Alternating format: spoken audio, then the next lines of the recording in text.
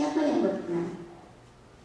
Siapa yang memimpin Daud mengitukan batunya kepada Goliat ini? Tuhan. Seringkali kita menghadapi peperangan, kita ketakutan setengah mati. Tetapi ternyata sebetulnya Tuhan yang berperang untuk kita. Tuhan yang bekerja. Tapi kita seringkali khawatir, takut, bimbang.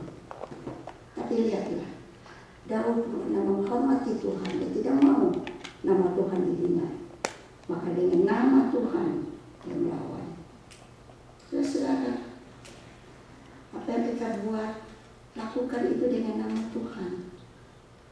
Bukan Daud yang dipuji, tapi Tuhan yang dipuji. Kalau kita menghadapi sesuatu, berhasil sesuatu, kita lakukan itu dengan nama Tuhan, Tuhan yang dipuji. Tapi kalau kita melakukan dengan nama kita yang jadi sombong. Dan itu bukan orang yang diperkenan oleh Tuhan. Dan Daud diperkenan oleh Tuhan karena dia tidak berbuat jahat, balas jahat, membalas kejahatan. 2 kali Raja Saul membunuh dia, udah dekat sekali. 2 kali hambanya berkata pada Daud, buatlah musuhmu ini Tuhan serahkan sekarang pada kamu. Buat apa yang baik. Dan Daud yang pertama dia cuma potong jubahnya dari Saul, debar-debar, takut, kaget. Oh, saya berbuat salah. Yang kedua kali Abisai, pengikutnya itu berkata, biarlah aku tikam Saul ini. 1 kali tikaman aja udah cukup. Tapi Daud berkata, jangan menjamah orang yang Tuhan urapi. Dia tidak mau berbuat jahat. Jangan menjamah, jangan bunuh dia. Ambil saja kendinya sama tumbaknya.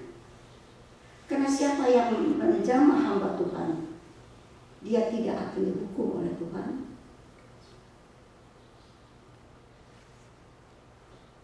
Jangan mengusik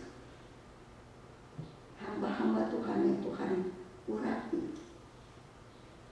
Saudara-saudara, banyak pelayanan pekerjaan Tuhan di sini, di mana-mana, seluruh muka bumi.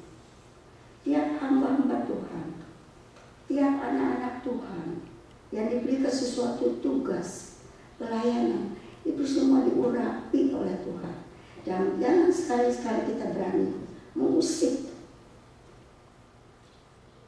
orang yang Tuhan latih, orang yang diurapi Tuhan. Jangan bunuh. Mungkin nanti Tuhan sendiri menghukum dia. Apa dia tiba waktunya meninggal? Apa dia waktu pergi perang dan di sana dia hilang sana, terbunuh? Tapi jangan kita menjamah orang yang Tuhan latih. Sedangkan waktu itu Saul dengan 3.000 orang mau membunuh Daud, tetapi Daud tidak berani menjamah. Saudara tahu sekarang mengerti. Kita tidak menahan sesuatu yang Tuhan minta. Kenapa kita takut pada Tuhan? Kita menghormati Tuhan. Kita tidak berbuat jahat sama orang yang berbuat jahat sama kita. Pada hamba Tuhan, ya Tuhan urapi, jangan sekali-sekali kita menjamahnya. Dan apalagi yang diperkenan Tuhan. Waktu Daud berbuat dosa dengan Batseba, Nathan menegur dia. Dia mengaku. Dia bilang, aku sudah berdosa terhadap Tuhan. Dan bisa baca itu di Mazmur. Mazmur 52 ini apa? pengakuan dosa dari Daud. Sucikan aku Tuhan, sucikan aku.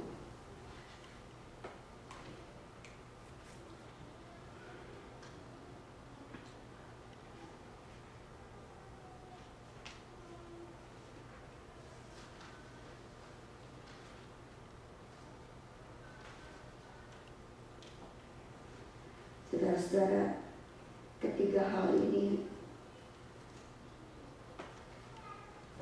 yang menyadarkan kita apakah kita betul takut pada Tuhan.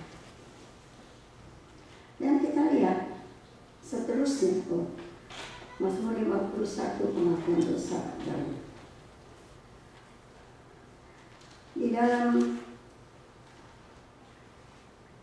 Mazmur 128 tadi ada kelanjutannya di ayat yang ketiga itu.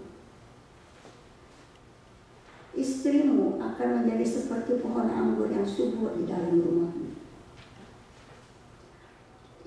Jadi satu keluarga seorang bapak, kalau ia melakukan karena takut pada Tuhan dan menurut perintahnya, istrinya, jadi ibu-ibu, menjadi seperti pohon anggur yang subur di dalam rumah. Akan menjadi, bukan langsung ada pohon ya, ini kiasannya saudara-saudara, bukan langsung satu pohon anggur yang subur tiba-tiba aja jadi gitu. Tidak. Akan menjadi, kemungkinan waktu itu belum, kemungkinan akan itu akan datang.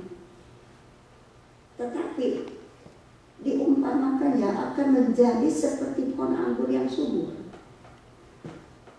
Diambil pohon anggur yang subur karena kita ini sebagai ranting. Tuhan Yesus berkata, akulah pokok anggur yang benar. Dan Bapakku itu pembelanya, pengusahanya. Kalau ranting tidak berbuah dikerat, tapi yang berbuah lebih dibersihkan supaya lebih banyak lagi buah. Kita sebagai ranting, kalau di dalam rumah cuma ada ranting pohon anggur, apa gunanya? Sebentar kering. Kita harus ingat kita ini ranting, jadi kita perlu pokoknya, yaitu Tuhan Yesus. Makanya dalam rumah tangga, katanya seorang yang takut pada Tuhan itu yang tadi, istrinya itu akan menjadi seperti pohon anggur yang subur. Jadi Tuhan Yesus lah ada dalam rumah tangga kita. Dan ranting-rantingnya kesubur. Dan dikatakan yang berbuah lebih dibersihkan oleh Tuhan. Perangai kita yang tidak baik, kebiasaan kita yang tidak berkenan sama Tuhan dibersihkan, maka akan tumbuh buahnya dapat. Dan anak-anakmu katanya seperti tunas pohon zaitun sekeliling mejamu. Saudara, biasanya saya kalau udah lama sama saat itu, apa maksudnya? Pohon anggur, sekarang tunas pohon zaitun. Saudara, keliling meja. Yang saya mau tekankan sini, tunas pohon zaitun. Tunas itu masih lembut ya, masih lembut, daunnya masih muda, dan sekeliling meja keluarga kita, anak-anak kita diumpamakan seperti pohon tunas pohon zaitun yang muda yang akan bertumbuh. Anak-anak kita harus bertumbuh. Bapak yang takut pada Tuhan, ibu yang menjadi pohon anggur yang subur, yang menjadi berkat, dan anak-anaknya menjadi pohon zaitun yang bertumbuh.